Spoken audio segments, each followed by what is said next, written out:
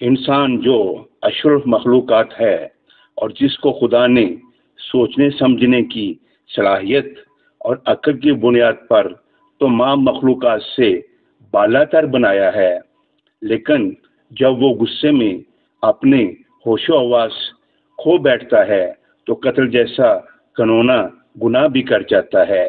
انسان جتنی بھی نرمی اور لطافت کے ساتھ رہے گا تو زندگی کانٹوں کی نہیں بلکہ واقعی ہی پھولوں کی سیج بن جائے گی۔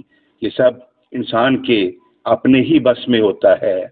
غصہ ایک فطرتی جذبہ ہے جس میں انسان کے ہوش و حواس کام کرنا چھوڑ دیتے ہیں اور جذبات کنٹرول سے باہر ہو جاتے ہیں۔ ہم اپنی بستی محسوس کرتے ہیں۔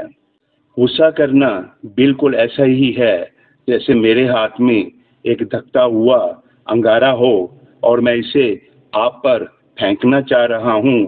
اب یہ ممکن ہے کہ آپ تو دائیں بائیں ہو کر خود کو بچا لیں گے، لیکن جتنی دیر وہ انگارہ میرے ہاتھ میں رہے گا وہ میرے ہاتھ کو جلا دے گا، تو یقیناً نقصان میرا ہی ہوا نا۔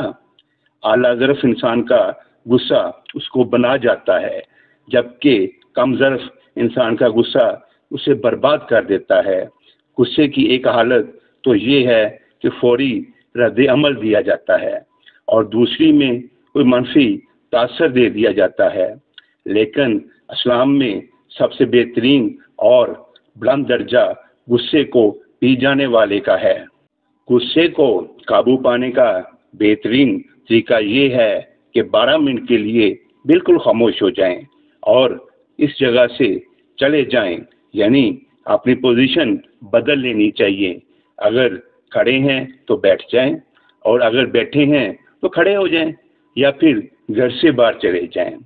لیکن ایک اہم اور قابل غور بات یہ بھی ہے کہ ہمیں غصہ آتا ہی اپنے سے کم تر پر ہے۔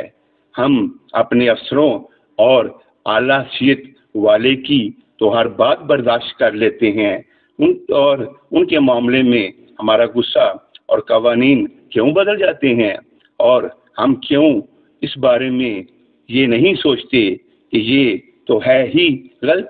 غصہ بہت سی بیماریوں کی وجہ بھی بنتا ہے، مثلا ہارٹ اٹیک، گردوں کے مسائل، دل کی دھڑکن کا تیز ہو جانا، نیند کا نہ آنا اور سینے میں کھچاؤ۔ شکر کرنا، معاف کر دینا اور صبر کرنا، یہ وہ عمل ہیں جو غصے کی علامات کو کافی حد تک ختم کرنے میں مددگار ثابت ہوتے ہیں۔ اللہ کی رضا کی خاطر معاف کرنا سیکھیں اور اس کی رضا پہ راضی رہتے ہوئے صبر کا دامن کبھی نہ چھوڑیں اور ہر حال میں اس کا شکر بجا لائیں۔ اگر ہم الحمدللہ کہنے کی عادت کو اپنا لیں تو ہمارے بہت سے مسائل حل ہو سکتے ہیں۔ اللہ تعالیٰ فرماتے ہیں کہ میرے سامنے جھک جاؤ تو میں ساری دنیا کو تمہارے سامنے جھکا دوں گا، بے شک۔ اسی کے ساتھ آپ سے اجازت چاہتا ہوں۔ اپنا خیال رکھیے گا اور اس ناچیز کو دعاؤں میں یاد رکھیے گا۔ اللہ نگہبان۔